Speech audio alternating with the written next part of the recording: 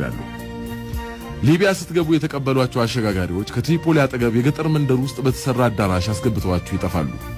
ከዚያ ሌሎች አሸጋጋሪዎች ደግሞ ይመጡና ትሪፖሊ ሩቅ ስለሆነ እንድንወስዳችሁ $100 ክፈሉ ይሏችኋል። ታዲያ የቂርቆስ ልጆች ምን አደረጉ መሰላችሁ?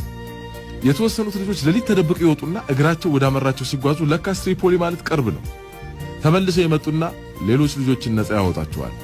ከነሱ በኋላ ለሚመጡ ስደተኞች ደግሞ ግድግዳው ላይ በአማርኛ እንዲህ ብለው ይጽፋሉ፣ እንዳትሸወዱ ትሪፖሊ ቅርብ ነው፣ ብር ስጡን ቢሏችሁ አትስጡ፣ በዚህ አድርጋችሁ ጥፉ። ይሄ ማስታወቂያ አያሌ ስደተኞችን ታድጓቸዋል። አይ የቂርቆስ ልጆች ነፍስ ናቸው እኮ። ትሪፖሊ ገብታችሁ የመርከብ ወረፋ መጠበቅ ነው።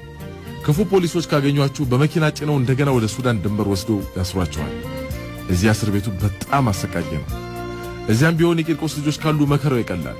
ከእስር ቤቱ ለመውጣት የገንዘብ ጉቦ ያስፈልጋል።